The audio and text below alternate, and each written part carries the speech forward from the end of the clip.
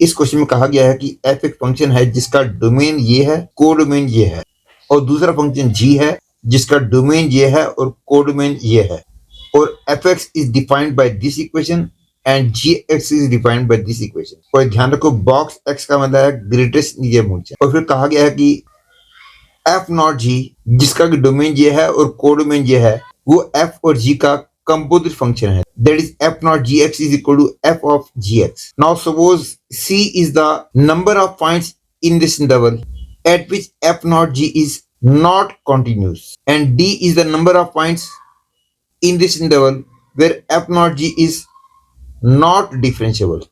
Then the value of c plus d is, you have to fill in the blank. कहने का मतलब है कि fx is defined by this equation and gx is defined by this equation. और मेरे को f not gx के number of points of discontinuity और नॉन डिफरेंशिएबिलिटी निकालने हैं। पहले मैं number of points of discontinuity निकालता हूँ। इसके पहले आपको एक कॉन्सेप्ट ध्यान रखना होगा कि यदि y इक्वल टू hx और y इक्वल टू px दो कॉन्टिन्यूस फंक्शन है तो उनका composite function that is h not px या p नॉट hx ये भी कॉन्टिन्यूस फंक्शन होंगे। दैट इज मेरा मतलब है कि दो कॉन्टिन्यूस फंक्शन का कंपोजिट फंक्शन भी पक्का कॉन्टिन्यूस होता है। और दूसरी बात, आपके क्वेश्चन की लेंथ आधी हो जाएगी यदि इस बात को ध्यान में रखोगे कि gx is a periodic function with period 1, क्योंकि इससे फायदा ये हो जाएगा कि आपको केवल 0 to 1 वाले इंटरवल में बात करनी पड़ेगी, -1 to 0 में अपने आप बात हो जाएगी। पहले मैं पता लगाता हूँ कि f नॉट gx फंक्शन कितने पॉइंट्स पे डिसकंटिन्यूस है, और ये मैं जानता हूँ कि ये वाला फंक्शन इस इंटरवल में केवल x इक्वल 0 पे डिसकंटिन्यूस है, बाकी सब जगह कॉन्टिन्यूस है। और fx तो ऑलवेज कॉन्टिन्यूस फंक्शन है क्योंकि mod of continuous function is continuous function और दो कॉन्टिन्यूस फंक्शन का सम भी कॉन्टिन्यूस होता है। Hence f not g function जो है यदि डिसकंटिन्यूस हो सकता है तो केवल x इक्वल 0 पे ही हो, बाकी सब जगह f नॉट gx कॉन्टिन्यूस ही होगा। तो अब मैं f नॉट g फंक्शन की x इक्वल 0 पे कॉन्टिन्यूटी चेक करूंगा। And now using this definition f naught gx is equal to mod of 2 into fractional part of x minus 1 mod plus 2 into fractional part of x plus 1 mod, and this is equal to, ये interior part तो clearly positive है इसलिए इस mod की जरूरत नहीं है। Hence I get this is equal to 2 into fractional part of x minus 1 plus 2 into fractional part of x plus 1.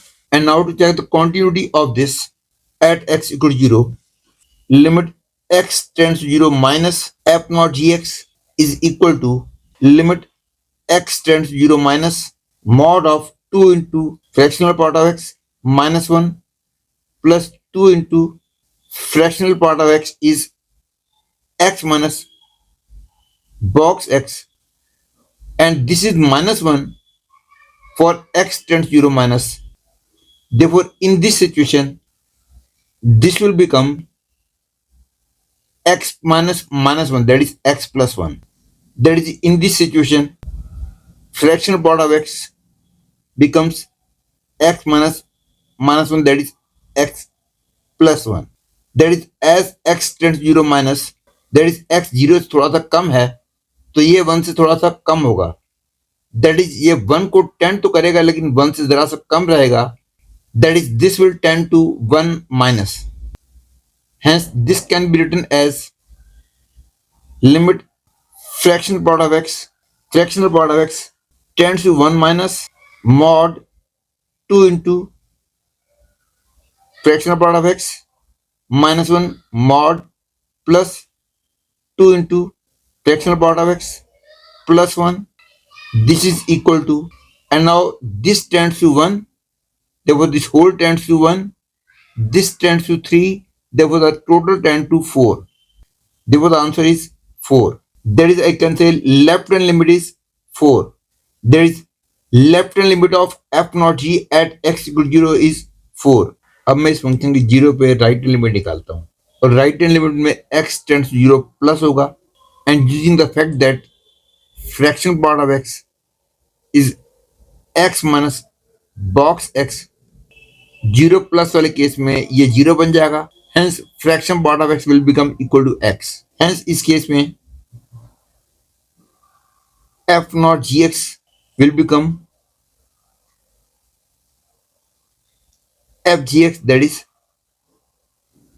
fx, and fx is this, that is x tend zero. Plus वाले case में ये और ये same हो जाएंगे, और zero plus वाले case में क्लियरली इसकी लिमिट 2 है।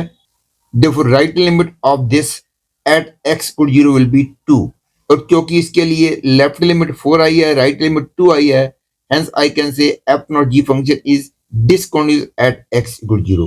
और बाकी सब जगह ये पक्का कॉन्टिन्यूस होगा, क्योंकि बाकी सब जगह gx कॉन्टिन्यूस है और fx ऑलवेज कॉन्टिन्यूस है, और दो कॉन्टिन्यूस फंक्शन का कंपोजिट फंक्शन जो है हमेशा कॉन्टिन्यूस होता है। Therefore, the only point of discontinuity of f not gx is x equal 0। और क्योंकि ये जीरो पे डिस्काउंट है, इसलिए जीरो पे नॉन डिफरेंशिएबल तो हो ही गया। अब मैं इसकी differentiability in the interval 0 to 1 discuss करूंगा, और इन द इंटरवल 0 to 1, क्योंकि ये जीरो है, hence f not gx is equal to fx, hence f not gx in the interval 0 to 1 becomes mod of 2x minus 1 plus 2x plus 1। यहां से mod हट गया है, क्योंकि x जब 0 to 1 है तो ये पॉजिटिव है, और ये clearly non differentiable only at 1/2 है। And now using the fact that it is periodic function period 1, यदि 1/2 पे नॉन डिफरेंशिएबल है तो 1/2 -1 पे भी नॉन डिफरेंशिएबल होगा, दैट इज -1/2 पे भी नॉन डिफरेंशिएबल होगा, that is this function will be non differentiable eight -1/2, 0 and 1/2। देखो the value of d is 3, और c की वैल्यू मैंने ऑलरेडी चेक कर ली थी, 1 थी। देखो the value of c plus d becomes 1 plus 3, that is 4। देखो द आंसर इज 4।